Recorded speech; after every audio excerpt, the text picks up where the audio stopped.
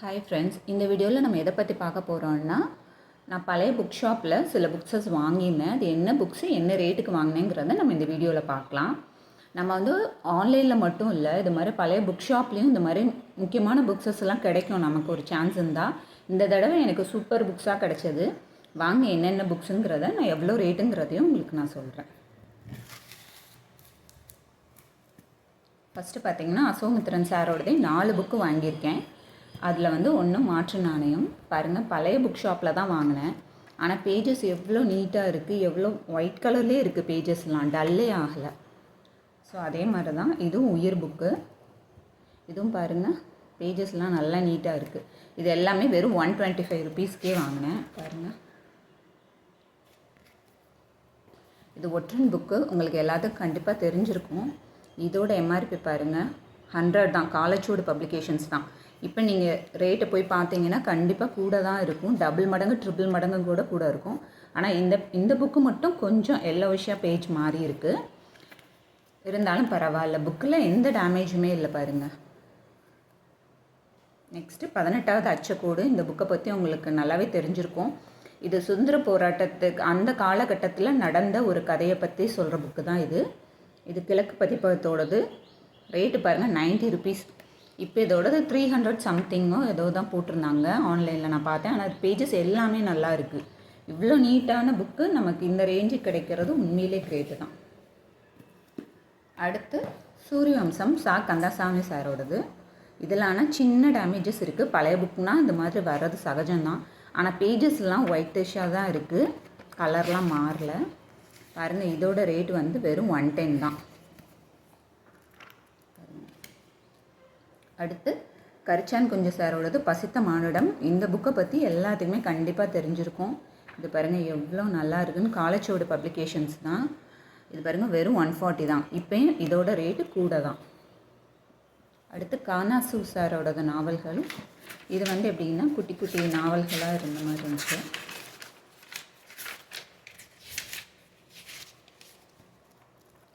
இது பாருங்கள் பேஜஸ்லாம் எப்படி இருக்குன்னு சொல்லிட்டு. இதோட ரேட்டு வந்து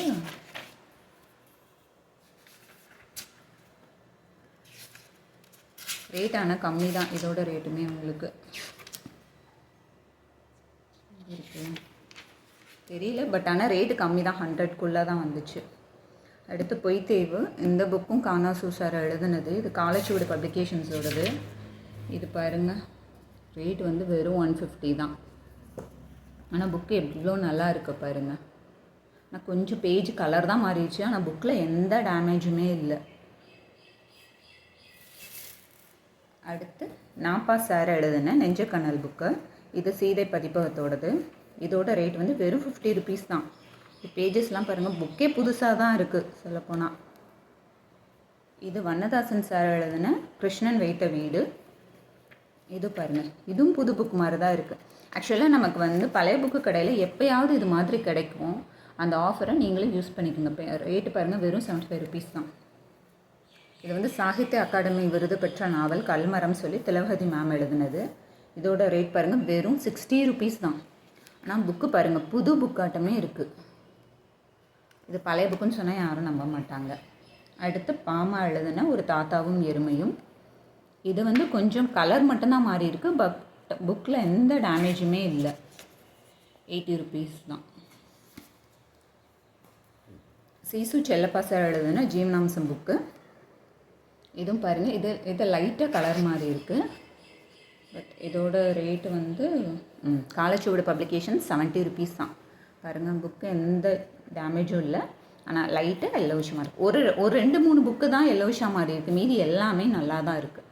அடுத்து தோட்டியின் மகன். அந்த புக்கை பற்றி நான் சொல்ல வேண்டியதே இல்லை. சிவன் சங்கரம் பிள்ளை அவர்களோட எழுதின புக்கு. இது பாருங்கள் எவ்வளோ நல்லா இருக்குன்னு பாருங்கள். ஃபாண்ட் சைஸ் எல்லாம் எவ்வளோ நீட்டாக இருக்குது. இதுவுமே காலச்சோடு பப்ளிகேஷன்ஸ் தான். வெறும் 75 ரூபா தான்.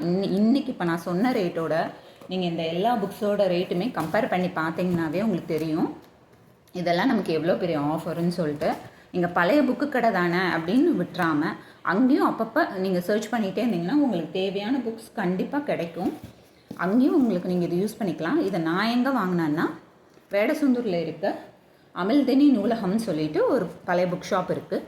நான் அங்கே தான் வாங்கினேன். உங்களுக்கு தேவைப்படுறவங்க நீங்களும் அதை யூஸ் பண்ணிக்கோங்க.